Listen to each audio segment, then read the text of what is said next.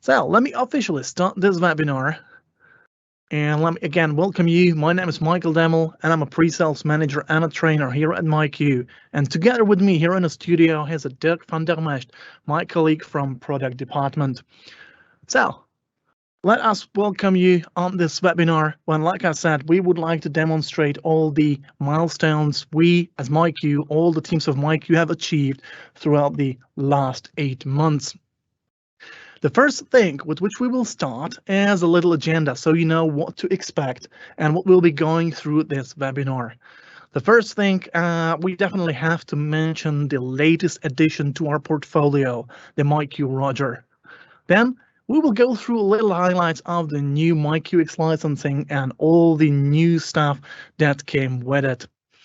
Then something about the online documentation, a tool that should really help you to work in the field, making the documentation really accessible for all those who actually need it at that very moment. And then we will be in approximately the second half of our presentation. There is a really big highlight, the new long-term supported version, the MyQ X version 8.2. So what we would like to do here is that we will focus and explain the most important features of this very version. Of course, we don't have enough time to explain all of those features. We will just focus on the most important ones. The rest can then be found in the training center, which is actually the last topic of our presentation. So if you'll be missing some information at any time, do not hesitate to contact us or go to that already mentioned training center where you will be able to find all the information needed. Then the last part, after we'll finish our presentation, is definitely a Q&A session. What we want is to encourage you to send us a question to any topic, anything you want to ask about MyQ 8.2, about MyQ Roger, or any topic we will mention today. Please use the Q&A session, which should be located in the top right corner of the screen. We will definitely go through all the questions at the last part of our presentation, which is the Q&A session. Then, together with the recording, also all the answers, even those which will potentially not be able to answer today, will be shared with you. So don't worry if there is something which will not have time to answer, we will answer it later. But that's, enough of this. Let's now focus on the topics we have prepared for you. And the first one is, like I said, the latest addition to our portfolio, a completely new application which brings new features and new options to print in. And that's the MyQ Roger, your smart digital workplace assistant. So let's quickly speak about this one. So what it is.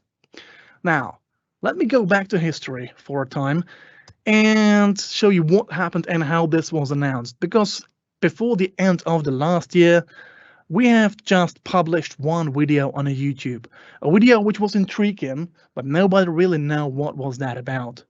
And that actually happened in December when our CEO announced during the big showtime a release of a completely new application of MyQ, the MyQ Roger, an application which is, prepared to really work with the cloud and all the cloud-related features. Then, of course, additional options and additional releases were following that one, because this is a completely new product which is really live. So the new features are added basically every second week. So something about that. The MyQ Roger, because it's a completely new application, we have decided to pilot it on two major brands. So we started with the Castor HiPass and then the HP WorkPath.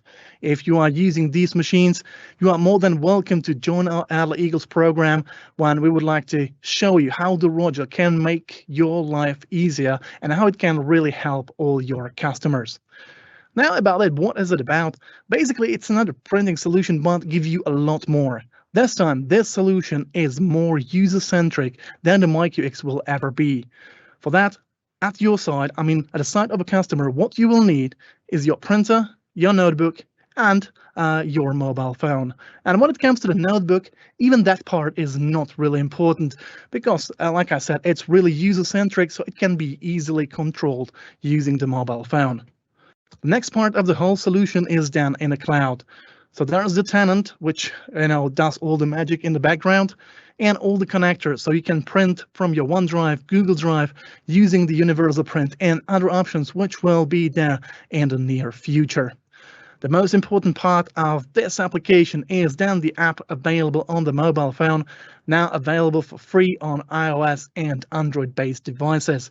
So if you are interested in MyQ Roger, do not hesitate and contact us, and we will arrange some demonstration and let you try it. Now, normally I would speak a little bit more about this application, but because we have got a lot of topics which we have to cover today, I will go on. If you'll be interested in much more details about the new product, which is the MyQ Roger, do watch our YouTube channel. Contact our sales or pre-sales teams. And then, of course, you can also go to the training center if you already are a partner, where a lot of materials about this product is available. Now, another part of my presentation is about the new licensing mode. A licensing mode which has been introduced for some time, but now I just really would like to highlight it and would like to more importantly focus on the important things which are now available. So there are three main additions. There is a Smart, the Enterprise, and the Ultimate. We will start with the MyQ Smart, which is basically a representation of the Business Pro and old license which was there before, but now it's something like a MyQ for free when you've got the full package of MyQ, just you do not have the embedded. But it's a perfect starter for someone who would like to start using a printing solution and then basically just upgrade to the Enterprise.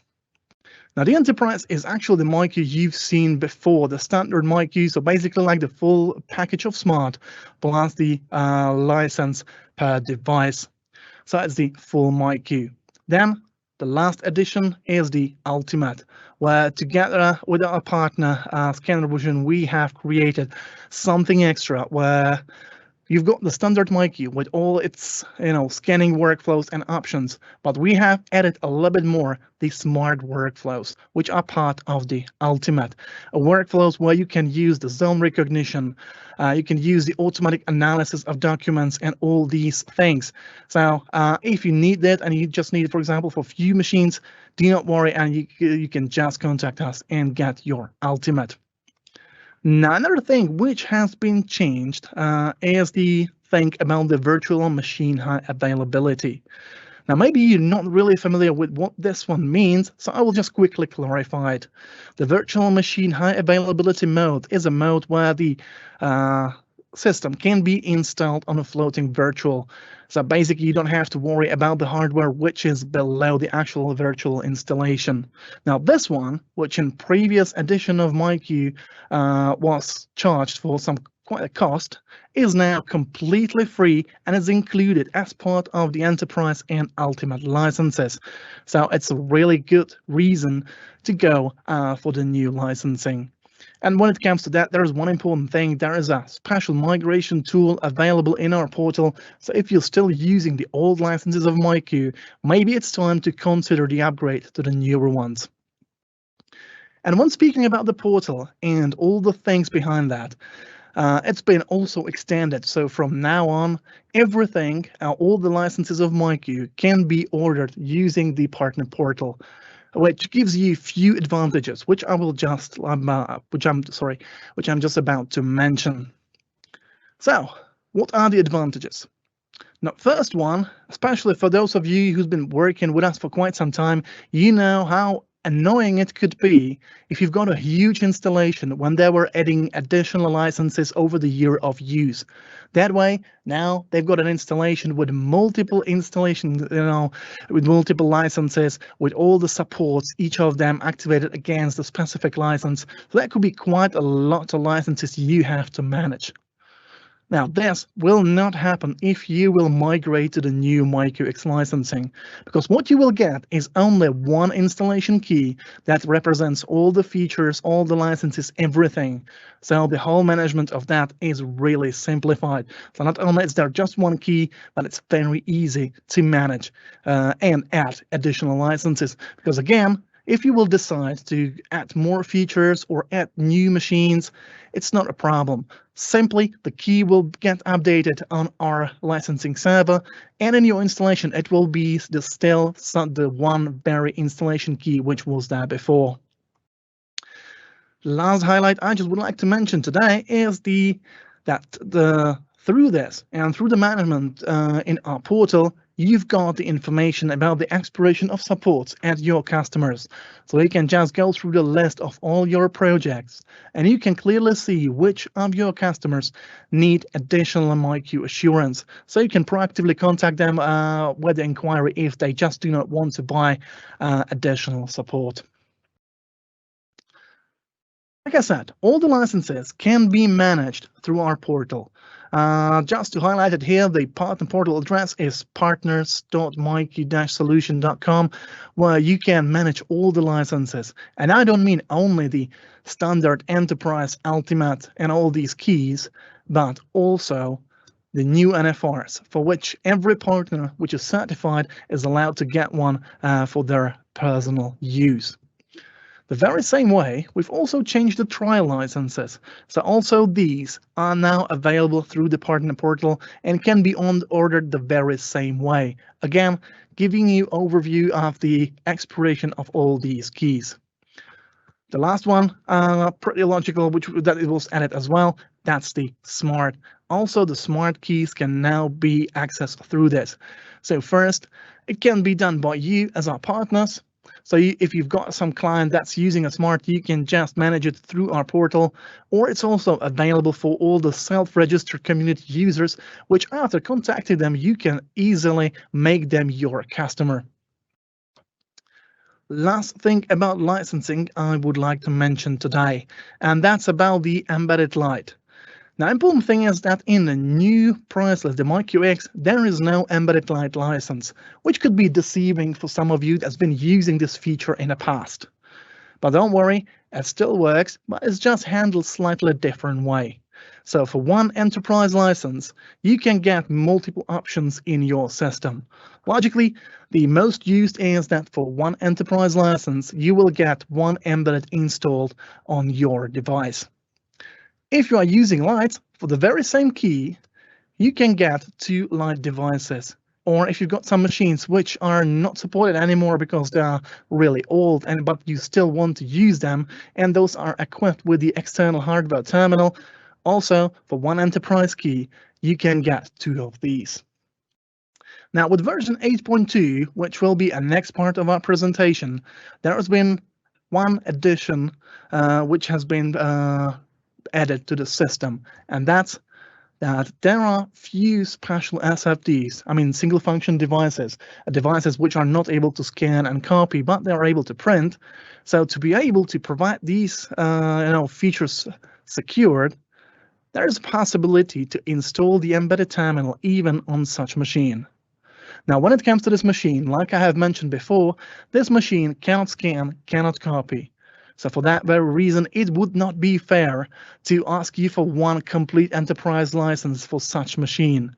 And that's why we've decided that if you will have these machines that are capable of using embedded terminal and are only SFDs, that you will be again allowed to use 2 of these machines for one enterprise license. I know I've mentioned that this will be like my last thing about licensing, but this is not really a license, but still it's touching the topic, and that's the job privacy mode. Now, for those of you who are not really familiar with this mode, this is a special mode which is really focusing on security. And when it comes to security, it's about the metadata of all your files you are printing. So basically, if you are not owner of the job, you should not be able to see what was printed. So that way, you as the owner or those that are assigned as your delegates will clearly see what the file is about.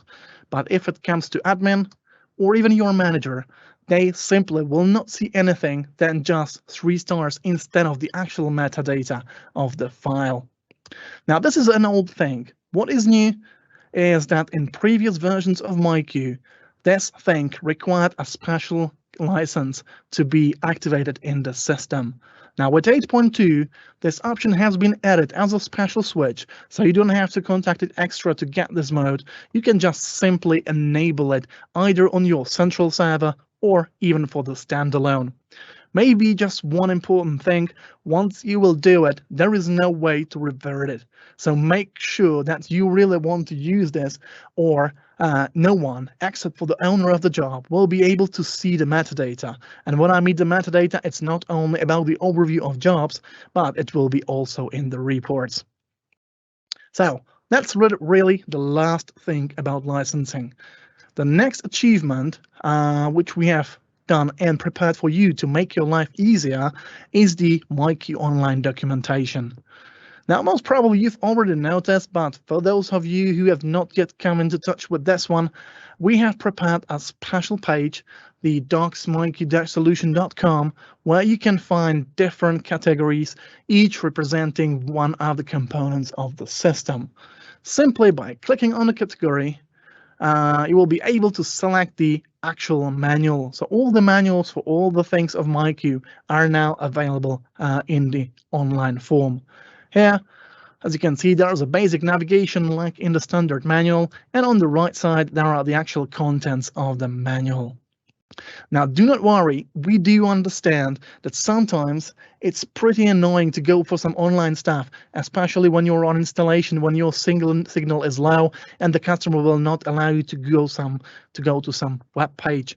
For that very reason, we have also integrated the option to generate a PDF form of such manual. So before you go for such installation, you will just go to Good Docs Online, click on the little icon and download the whole manual in PDF form.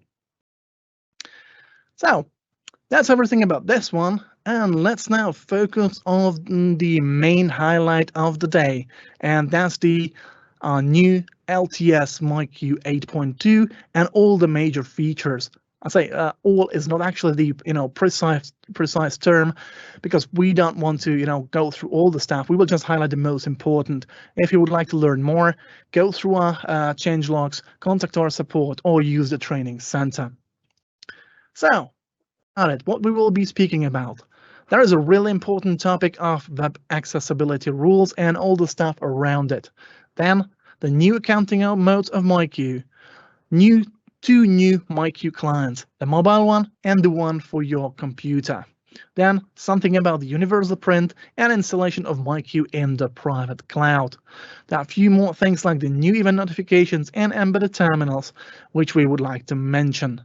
But I don't want to waste much time on this one, so I will just start with the web accessibility. And for this one, I will ask my colleague Dirk to take over and tell you something about it. Thank you, Michal, and hello, everybody. My name is Dirk van der Mest, and as my colleague has mentioned, I'm from MyQ Product Department. And today it's my pleasure to share with you a bit more information about the developments of MyQ and web accessibility. Now, when we say web accessibility, we are referring to the inclusive practice of removing barriers that prevent interaction or access to websites by people with disabilities.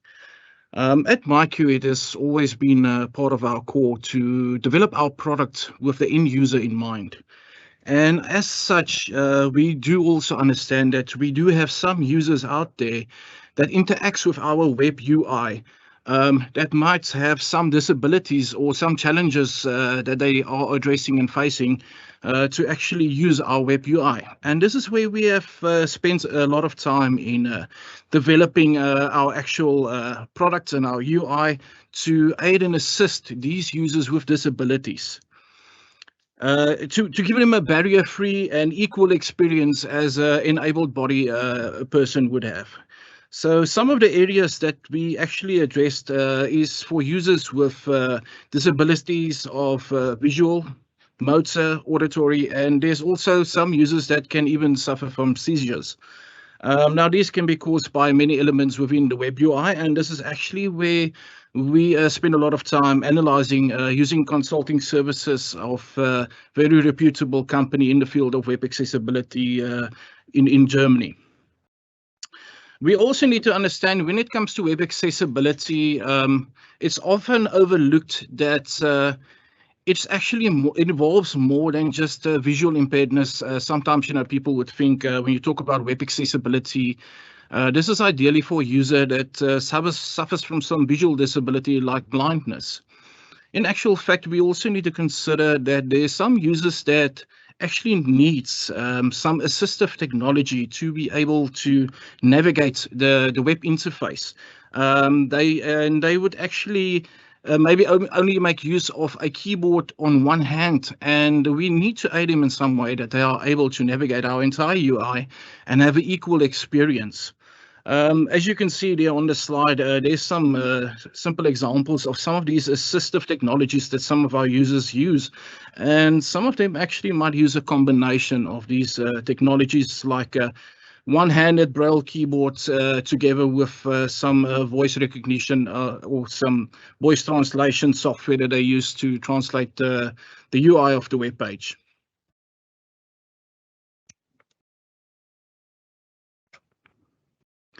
So obviously, when we went into the process of developing this accessibility improvements to our UI, we need to base it on something, some standard, some guideline. And we actually based our developments and improvements on WCAG 2.1 as well as BITV. So I would just want to briefly elaborate more on these two guidelines or standards. So WCAG, it's also known as Web Content Accessibility Guidelines.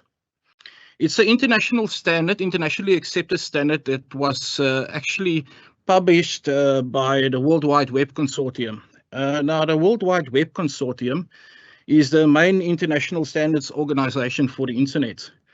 And WCAG was actually developed in cooperation with individuals and organizations around the world with the goal in mind of providing a single shared standard for web content accessibility.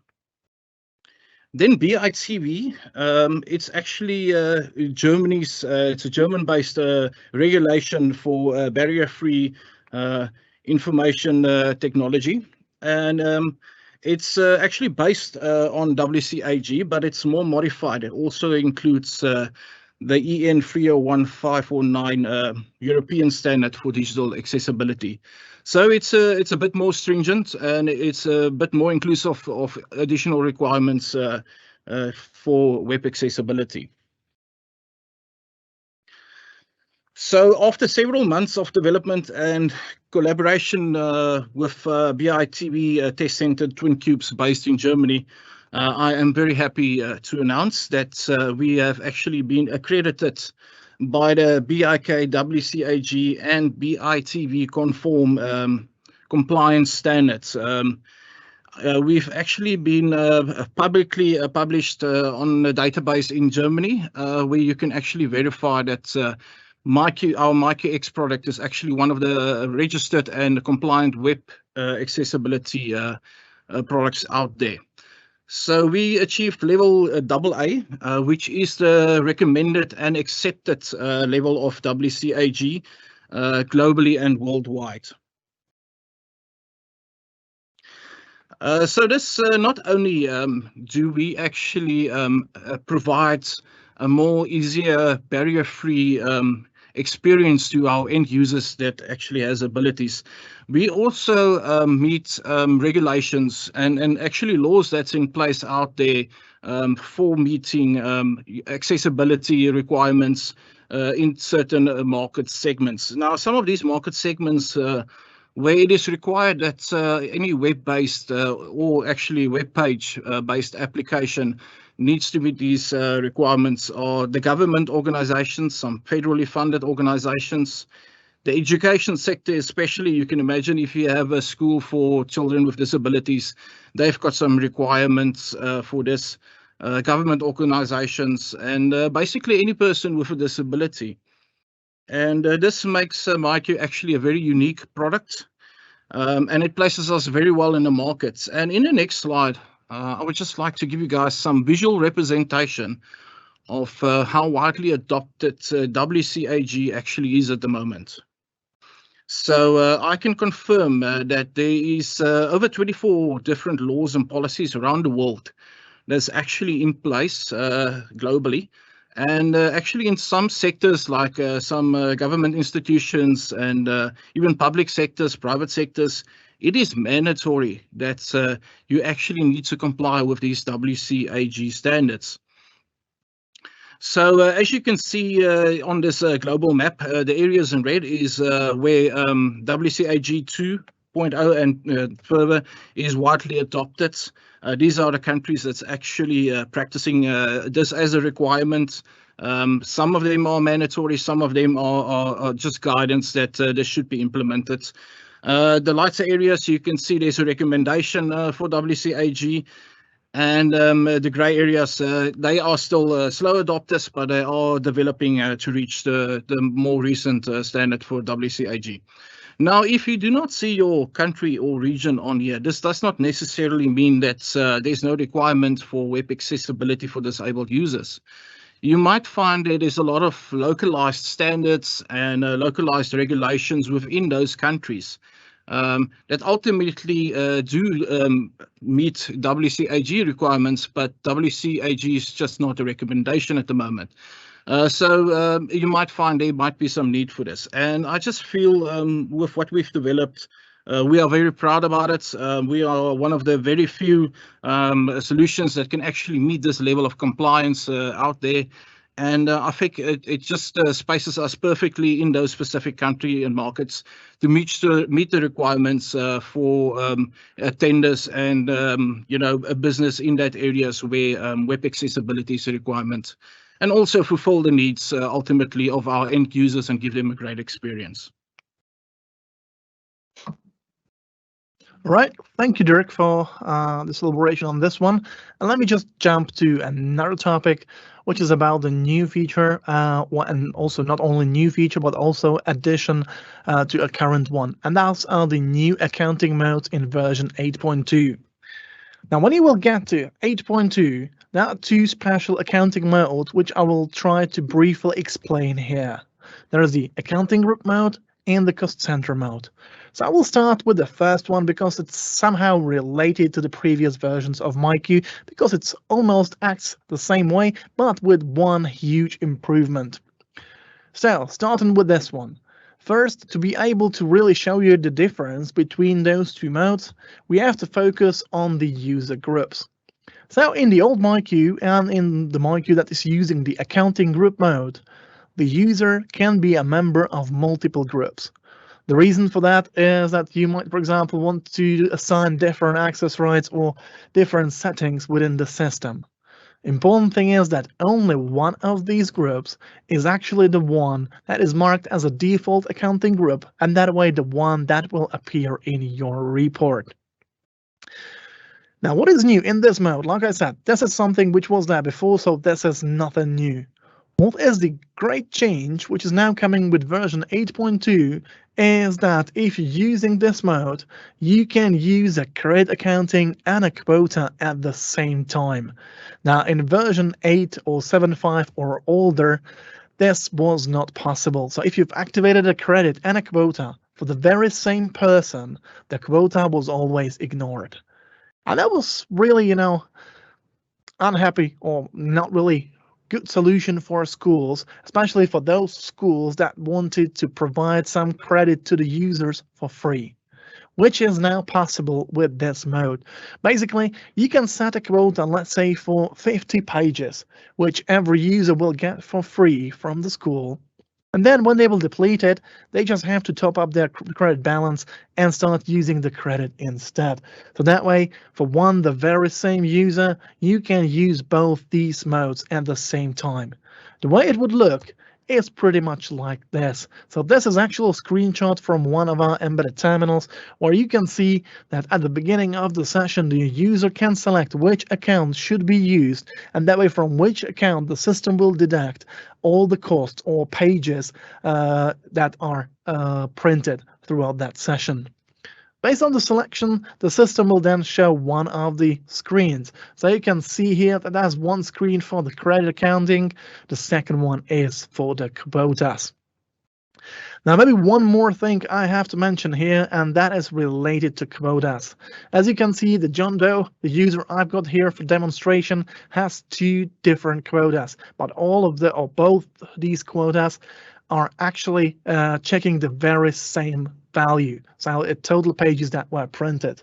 The way it would behave in the accounting mode is that if our John Doe will now print those, let's say, 2 pages, it will be actually deducted from both the quotas because they're both monitoring the very same value.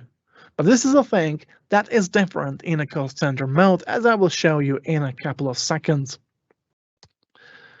Now, for the cost center mode, which is a completely new one, and if you would like to use it, I would definitely recommend you to do it for the new installation only. It's just better the way that you will set it with the new cost center mode, and you will start with this mode. The biggest difference, comparing it to the accounting group mode, is a thing that if a user is a member of multiple groups, all these groups can be used as a cost center. So it's not like in a previous one when only the default one was the cost center. Now you can import multiple groups with this setting, so that way all these can be used as a cost center. So that way when the user is printing, he's pretty much able to assign the costs to one of the selected cost centers. That way in reports it might look pretty much like this. So each job, or multiple jobs, are assigned to different cost center, so that way he can just simply divide the costs per the departments, projects, or whatever you actually need to monitor. Now, to extend it, of course, the quota and the credit accounting can be used with the things that now you can set a personal quota, but more important, there is a quota per cost center. So you can assign different quotas per each of the cost centers, and the user will just again select to which account it should be used, or against which account it should be charged. On top of that, again, the credit accounting is possible. So it's, if you imagine that in a real situation, it really gives you a large variety of options, and you can then assign the cost really precisely.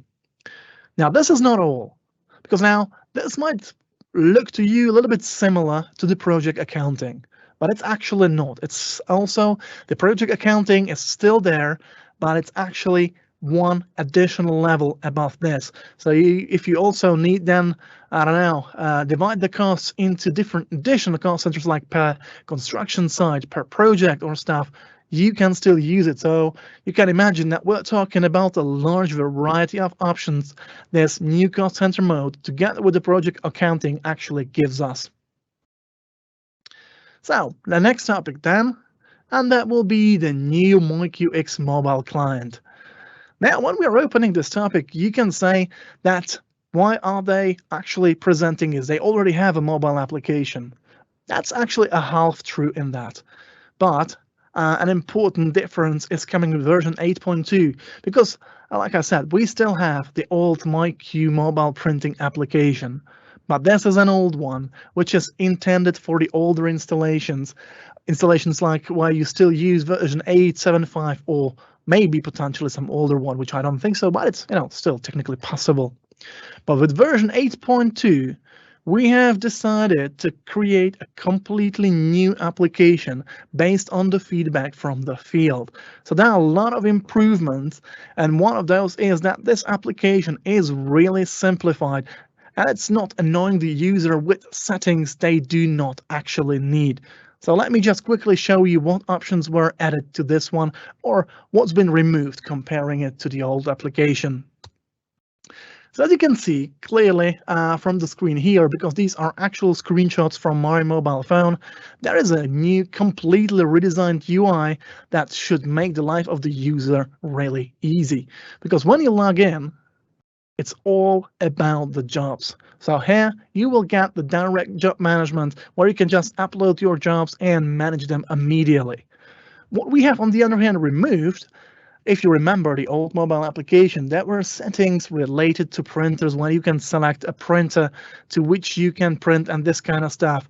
Not only that this was considered as a security threat, but it was also annoying to some users. So based on your feedback, we have decided to remove this option and just keep the application as simple as possible so the user can just put there the jobs, scan the QR code, and control the printer from the mobile application.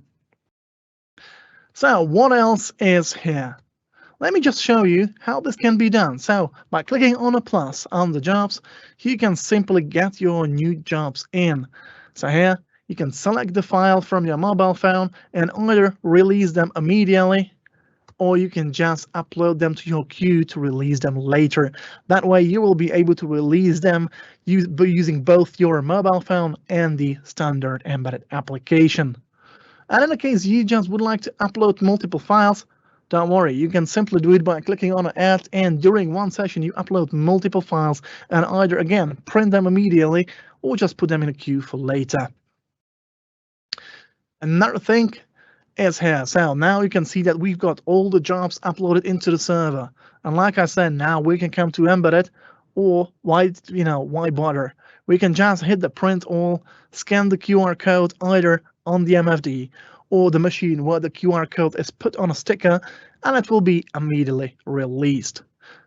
Now there's one more thing, and that's the job management, because sometimes you just need to know what's in your queue and potentially see if it will be calendar or something. For that, you can go to jobs and see all the details about all your jobs. Now, as we're really focusing on security when it comes to everything, because you are printing some important data you don't want to share with others, we have also added one little security enhancement which could be really helpful, and that one can be found here under the More App Security, and it's actually an option which is activated as a default. So instead of activating it, you can deactivate it if you will somehow find it annoying.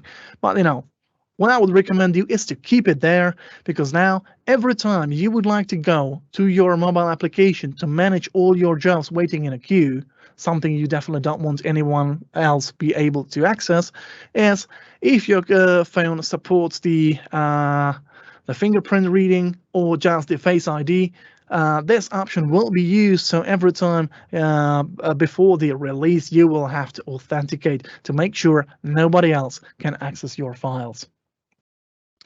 As all the components of MyQ, the MyQ Mobile Client is really focusing on personalization, and for that very reason, the application will automatically load in the mode in which your phone is running. So if you are like me and you prefer the dark mode, it will be in a dark mode, or it will use the default widescreen if you wanted that one. So it's pretty simple. It will just automatically adjust based on your preference. Last thing when it comes to mobile application is not that really related to the mobile phone.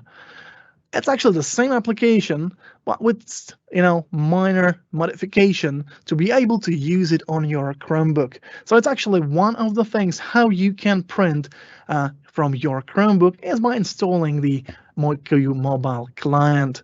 Now, of course, there were some other options, like if you have the managed Chromebook, you could use the IPPS printing, or you can use the web upload. But sometimes your Chromebook is not managed. It's not just your personal device, or it's not, controlled by anything. So that way, this application is pretty handy, because you will just install it, and from that moment, you can manage your jobs using that app on your Chromebook. Another client of MyQ, and that's the MyQ X Desktop Client. Now, this is an application which is intended for the user station. Now, you can say that there were some applications for that. And of course, you will be absolutely right. In version 8 and older, that was a Smart Print Services application which was intended to provide additional features like the client spooling, the fallback print, the automatic print server detection for your MultiServer installation, the local print monitoring, or the secured run in a case the IPPS is not used. There was actually one more application which was intended for communication with the user and some interactions, and that was the Smart Job Manager, which was then, like I said, for the job owner detection, the user interaction, project selection, and user notifications. Now, these two clients were basically removed in version 8.2 and replaced by MyQ Desktop Client. So the first highlight of the day is that we've basically merged these two applications into one to make it easier to manage it. But this will be really a minor change, something you would notice, but it would not be that important highlight. The actual important highlight I would like to mention here is the integration of the job parser. Again, for those of you who don't know what the parser is and why is it so useful, the parser is an application that automatically analyzes every incoming print jobs, giving you the information about the format, if it's a simplex, duplex, if it's a color, all black and white. And that way, not only we can inform you about the contents of the job, but more important, we can enforce certain print rules when it comes to client spooling and, more important, the local print monitoring. And that's another highlight which I wanted to mention here. That's the user policies integration. Another part which logically has to be added, so as we've got the standard interaction with the user, now also the support of the credit quota and cost centers is available in the app. So that way you've got a full management in a case that you do not want to use the one on the embedded, and you can just basically pre-select the stuff here, pretty much allocating that all the print jobs to different cost centers. And the last one I want to mention here is the extended offline mode, where we've got much more options and also options to extend and show and use some print rules, even in a case the server is offline and using the local print monitoring. So that will be about the client. Like I said, that was the mobile and then now the desktop one. But another really important integration of another solution has been added, and that's the MS Universal Print integration. And for this one, I will again ask my colleague to, explain all the new stuff. Thank you, Michal. It's also my pleasure to share with you some more information about Microsoft Universal Print integration together with MyQ. This is actually another great success story of collaboration. We actually partnered directly and in collaboration with Microsoft themselves to actually develop a connector for this Microsoft Universal Print. So firstly, I just want to tell you a bit more about Microsoft Universal Print. Universal Print is a 365, a Microsoft 365 subscription-based cloud printing service. And this service actually enables workplace joined Windows 10 devices to print remotely and securely from anywhere. So basically, when you have registered with your device with Azure AD, and you are at the airport and you actually sign on via the internet from a Zero Trust network to Azure AD, you will be able to print from there to a device within the Azure service. So you can also connect devices from multiple locations to the service, and then based on geolocation, you will be able to print to a device closest to you. So in this illustration that you can see right now on the slide, I just quickly want to show you the workflow of how it actually works. So what you will do is, the first step is that you will register your MyQ server with the Microsoft Universal Print service, which is hosted in Azure. We have a software connector for this. No additional hardware is required. No additional cost is required from MyQ side. This is absolutely a free integration, and it's as a standard by default in our MyQ server. You will connect to MS Universal Print, and you will publish any one of your specified print queues to the Universal Print service as a virtual printer. That organization's end user, he will sign into Azure AD from the internet, and automatically these printers will be made available to him on his specific device. As I mentioned, you can also add in geolocation details. So if you have a user that travels around the world, he will be made available the printers closest to him in that specific region where he is traveling. The user will then send a print to Universal Print Service within Azure Cloud. That print job will automatically be downloaded to our MyQ server, and it will be held on the MyQ server as per any other normal print job. When the user then decides to go to any device on the local area network that is registered with MyQ, he can then just simply release his device and it will be printed out there. I also want to mention something that is also nice is that if you have some legacy devices, you maybe have an organization that's got several printers that's legacy, they've had them for some time, but these devices are also being managed for printing by MyQ. We can extend this cloud printing service to those legacy devices as well. So it keeps your fleet up to date and allows you to provide a nice cloud printing service to your users. This service do require some licenses, but it is done through Microsoft's 365 subscription. There are several how can I say, packages that users can join that will provide them with some free licenses for this. We will share maybe during the Q&A section, we will share a link to Microsoft's documentation on their websites about the licensing, where you can read a bit more about it and also find out a bit more about that. Right, so let's just quickly summarize this. What's some of the benefits of using Universal Print? Well, the first benefit I would say is it allows any user that is anywhere in the world that has signed on to Azure AD with his device, even from Zero Trust networks, to print securely to MyQ, and then ultimately go release his print job from any printer that supports that's been connected to MyQ. There's no need to install any additional drivers. This is very nice. It makes it easier for IT people to administer this.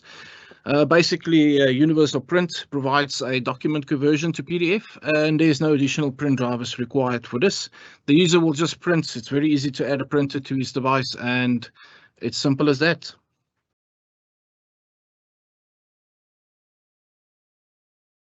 As I briefly mentioned, we can provide this cloud printing service even to legacy printers. You do not have to replace, if you have some legacy printers in your printing fleet, you do not have to replace them to provide this service to them. Basically, in a combination with the MyQ mobile app and Universal Print Service connector, you can print from your device, go to the legacy device. There can be a QR code that you can print and put on that device, and you can scan it with the mobile app and release it. Simple as that. Very nice, seamless experience.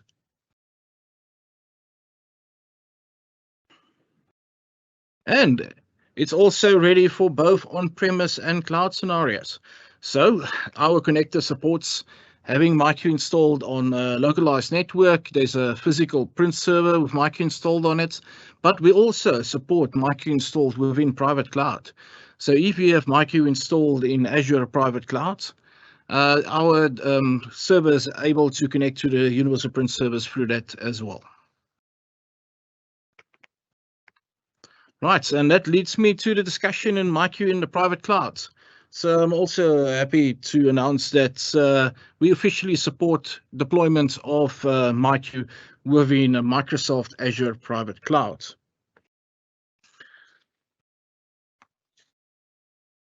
Right, so on this slide, I'm just going to quickly run you through it and give you some brief explanation. So we have Microsoft Azure Private Cloud set up, and we install the MyQ server on this Azure Private Cloud. You will then require a VPN connection to the site, and at the site, your users and your devices will be connected. So this provides customers that's in that move to cloud, you can provide them now with the option to have print management without having actual servers on premise. So that this makes it a really attractive proposition for your customer.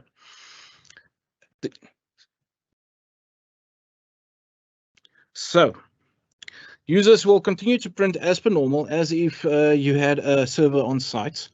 From the devices, the jobs will be sent to the MyQ server in the cloud, and then MyQ will make that jobs available to our devices with the MyQ embedded, and then you're able to easily release it.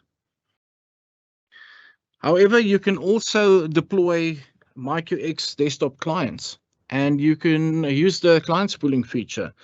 So when it comes to the client spooling feature, it allows end users that the print jobs are not sent directly to the MyQ server, but it's stored actually on the user's computer. What happens is that job metadata will actually be shared to the server, and then when the user goes to the device, he's then able to release it easily as that. So the benefit of having it in this way is that this method dramatically decreases traffic to the MyQ server, and it's suitable especially for small offices with limited network connection to MyQ server. The second option that you also can configure is one of our fallback printing features. It's called MyQ X device spooling. And MyQ X device spooling is actually intended for scenarios where you can have an interruption with your connection to the actual server in the cloud. In this instance, as soon as it picks up that the server connection is lost, it will simply send the print job directly and securely to the actual device, where it will be stored on localized storage at the actual device.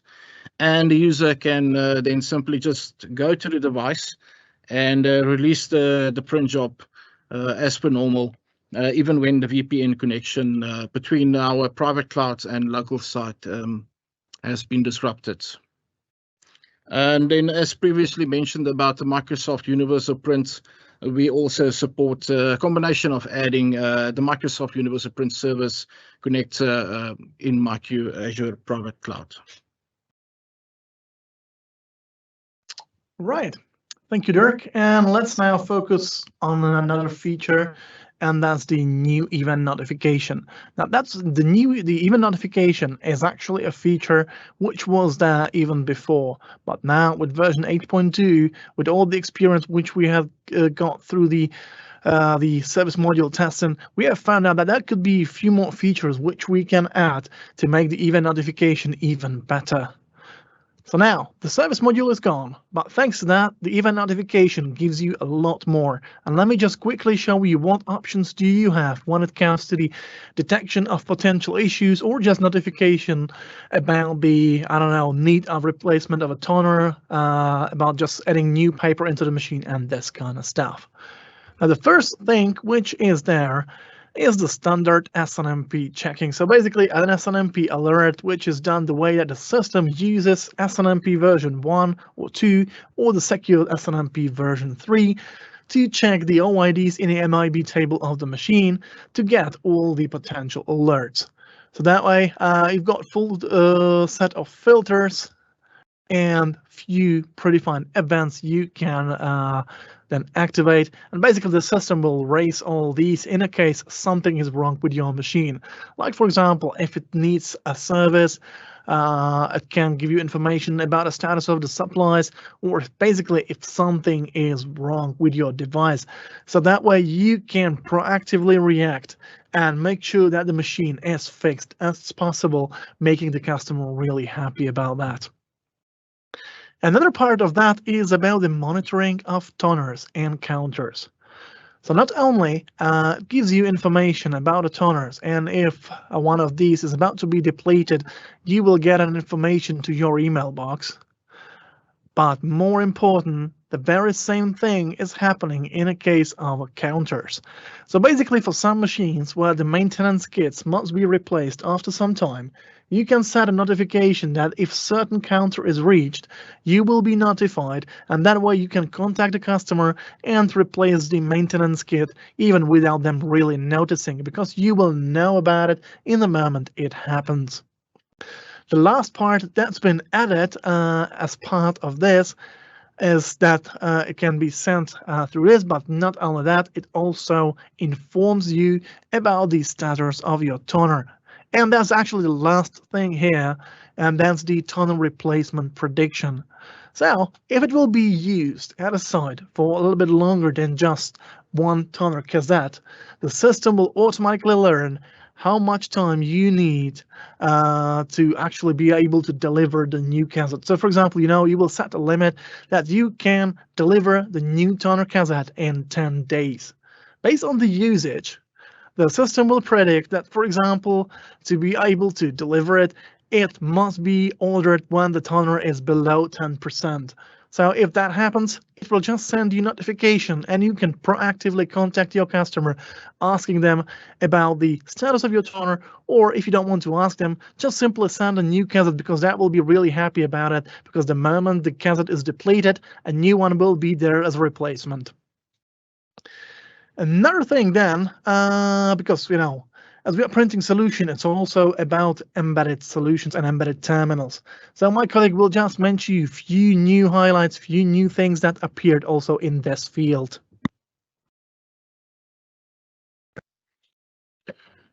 Yes, so we are also happy to announce that we have added MyQ embedded support for 3 new vendors. We've added support for Epson, Canon, and Lexmark. So we are very happy about this and the collaboration with these specific vendors. And just want to mention that development and enhancements of these embedded terminals is still ongoing. So I would just like to recommend to please check in with your respective MyQ branches in your region for the latest updates on these. But look forward to adding these embeddeds to your fleets out there. Right. So one last thing about the new features, and that's related to the MultiServer installation. And this is a little bit a complex one, so that's why I just kept it as the last topic for the 8.2 server, because it's really important, especially for those of you that's been using this type of installation, where you've got multiple print servers connected to the complete system, covered and controlled by the central server. Now, before we will jump into this, there are a few things I just would like to explain or highlight, and those are the differences between the 2 central servers we had so far. So for those of you really experienced with MyQ, you definitely know that the central server, previously called master server, could be produced using the standard installer of MyQ. Once you've got a completely fresh installation, in the settings, there is a special menu about the server type and cloud, where you were able to change the server from a standalone installation into the central server. Now, this is an old approach, an approach we do not want to support anymore, and that's why this one will be replaced. Now, at the same time, a few years ago, a new option appeared, and that was the central server, which you could get by just using a special installer, which was intended just for this very version of the central server. That's actually the way we would like to go, because that way we can really focus on all the new features and all the control needed for the central server. So if you would decide to go for version 8.2 and you are using the MultiServer installation, where the old central server, the one produced from the standard MyQ installer, is used, you will not be able to upgrade directly to version 8.2, but that will be one very simple middle step. Don't worry, it's nothing complicated. We just don't want to make your life hard. We just want to give you a lot more new features which are provided by the new central server. So like I said, the direct upgrade will not be possible, and when you will try it, the system will just get you notification that it's simply not possible because you are using it as a central server. In such case, there are a few steps you have to follow to be able to upgrade it to 8.2. So that way, to upgrade it to the new way of the central server produced using a special installer. So what is the migration process? And like I said, do not worry, this will be very easy, even for someone who's not really technical, because the process is really simple and easy. The first step, you just have to go to the latest 8.1. Probably you all are on that version right now, so you don't have to worry about anything. And then you just need the database of the current central server. You don't have to move it anywhere, just keep it where it is. What you would have to do is to get the new installer of the new central server, which will then do everything for you. So it will uninstall the old central server, take its database, and simply just pump all the data into its new database. So that way you will get a new central server with all your data. Now, this whole process, to make it really easier and not to waste your time, is actually running in 2 phases. The first one is that it will just pump the most important data, like your users and the basic settings. This step is done to make sure that a central server is available and running as soon as possible. Because there is another step, the second part, which will then pump all the data, all your statistics that were stored in the database, and that one is running in the background. So basically, doing the first step, which will take only a few minutes, your central server is unavailable, and then comes back online. You can work with all the sites. Just in the background on a central server, there is a procedure that just pumps all the data into your database, and you can go on. And then when it comes to sites, just use the standard MyQ installer and get it to version 8.2. So that'll be it. Now, that's been a lot of features we've been talking about. And I believe that maybe we have not mentioned that many information, especially when it comes to technical part of it. Technically, it's not possible to explain everything through one webinar.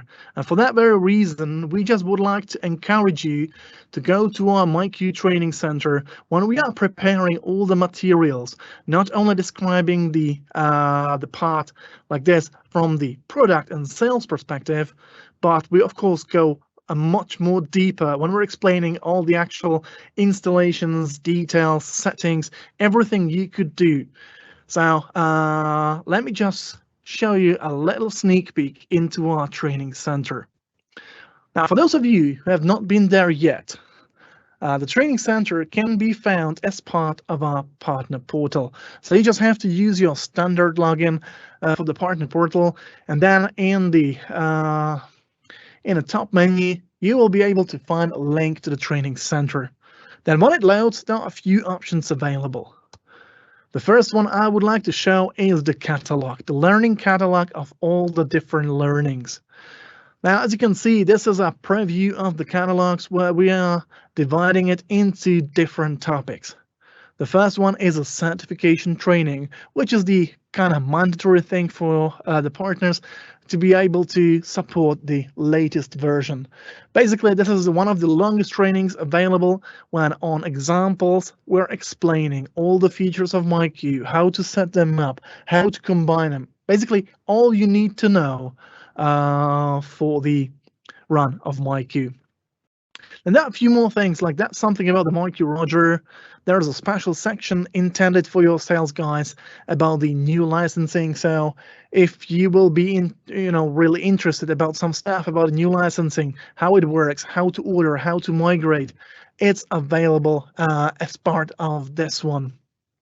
And of course, there are a few more things like the product training and new MyQ versions, which is the one I would like to recommend you right now, because in the new MyQ versions, you can get the update to 8.2. Now, that's just one part, the catalog. Now, we understand that this might be sometimes a little bit annoying just to go there and try to find the video you exactly need. And for that very reason, we have also added the media board, which is another part of the training center. Now, what to say about a media board? The easiest way to explain it is that this is something like a corporate YouTube. So basically, you can use the search field based on a topic and find exactly the thing you need. So if you are somewhere on the installation and you prefer a video over a manual, just find the topic. Like for example, LDAP synchronization, and it will give you all the videos related to that topic.